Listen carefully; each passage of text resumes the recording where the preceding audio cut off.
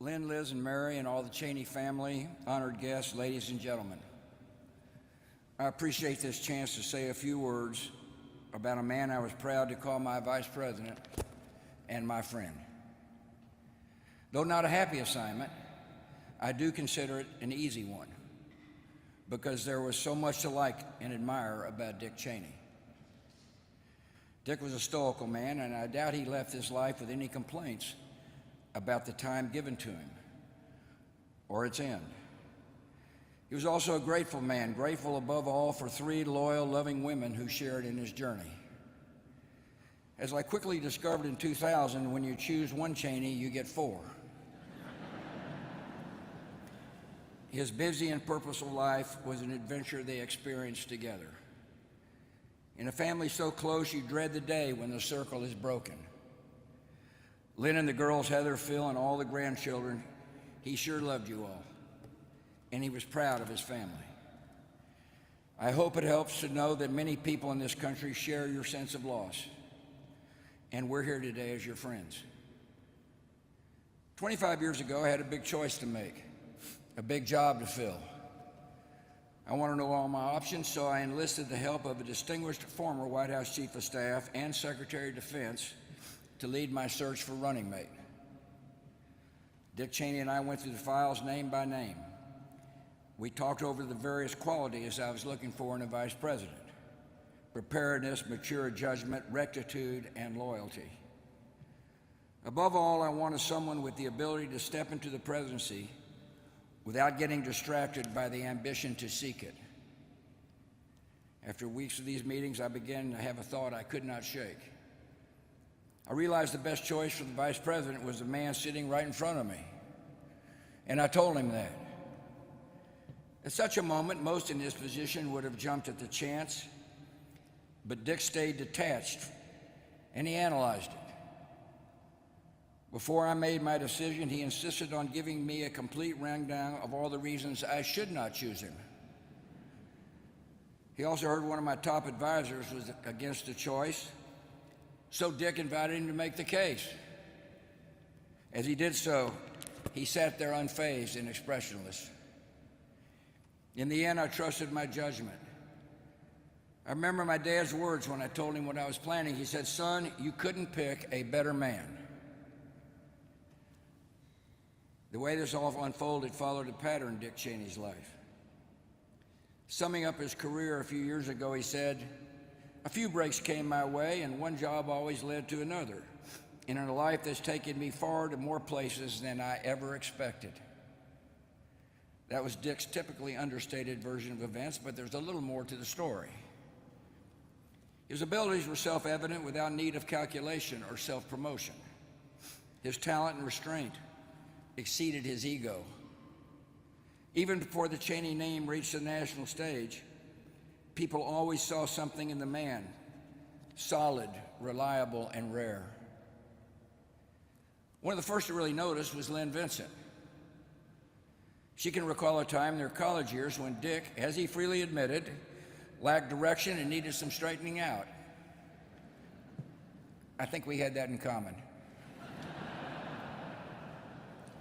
That was Lynn's kind of project, and it did not take her long. He said many times that his life would have turned out a whole lot different if he had never met her. It may explain how in just over a decade, a guy can go from laying transmission lines outside Cheyenne to serving as Chief of Staff of the President of the United States. In Dick's telling, those years working for Gerald Ford were special and formative. He cherished the association, and the high regard went both ways. In his memoir, President Ford described Dick's steadiness, his low-key style, and his absolute loyalty. I know exactly what he meant. These are not traits easy to come by in Washington. Being calm, reticent, undramatic, and untrustworthy are not everyone's formula for success in politics. But they were the Cheney way, and they worked. I'm reminded of a renowned senator who once gave this advice to a junior colleague. Perhaps he said you could occasionally allow yourself the luxury of an unexpressed thought.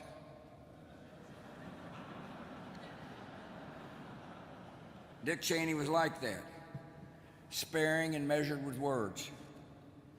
In a profession that attracts talkers, he was a thinker and a listener. And when he did speak up, conveying thoughts in that even tone of voice, that orderly, unexcitable manner, you knew you were getting the best of a highly disciplined mind.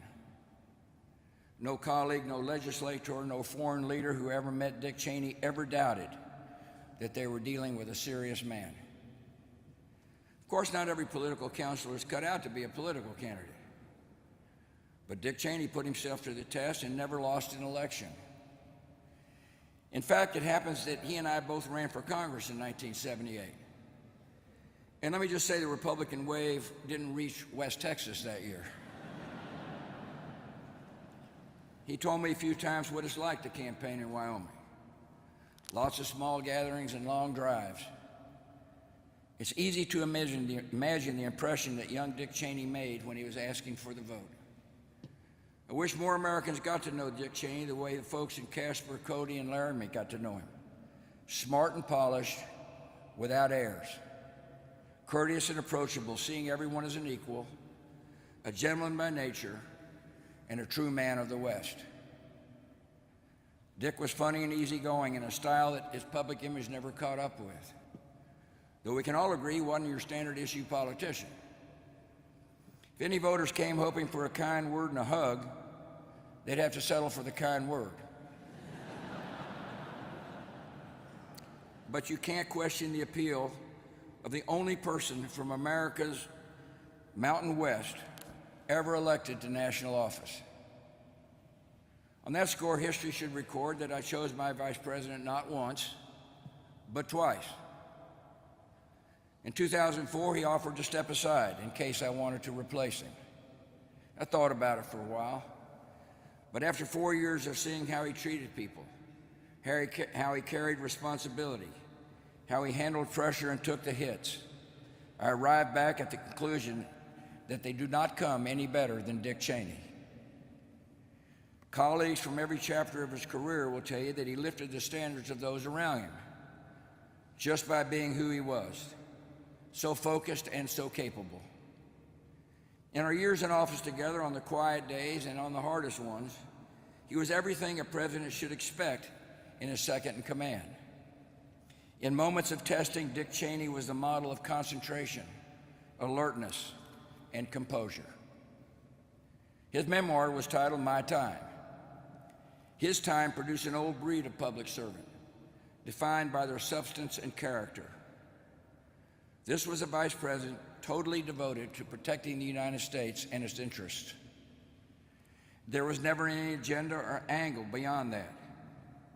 You did not know Dick Cheney unless you understood his greatest concerns and ambitions were for his country. Across 40 years, his service was consistent, faithful, and noble. All in all, not a bad showing for a career and a life, especially when you consider his sheer physical endurance. As Dr. Rayner pointed out, he became an authority on cardiovascular disease and a marvel at what resourceful doctors and one very determined patient can accomplish. Dick had faced down fears and hardships, but he really didn't speak about them. The reward was more of a life than he ever expected, including 7 grandchildren to complete the picture. One of them, Richard, even asked his grandfather to attend kindergarten class for a show and tell. I wish I'd have been there. As a matter of fact, the teacher told Dick that was the most exciting show and tell since the morning a little girl brought her cow to class. That might have been amongst Dick's last moments in the spotlight. In his final years, he was content to go his way. At a rare public appearance in 2022, he offered a kind of parting reflection. He said, when you can look back on a lifetime in politics and government, and what you value most are the friendships, then I guess you've done all right. A lot of us know that feeling as we say an affectionate farewell to the 46th Vice President of the United States. It's something to be cherished when a man of his caliber has been your colleague and friend. The son of Wyoming, son of Marjorie and Richard Cheney of Casper, went far in this world, and in our own lives left a very fine mark. We are grateful for his good life, we honor his service, and we pray that somewhere up the trail we will meet him again.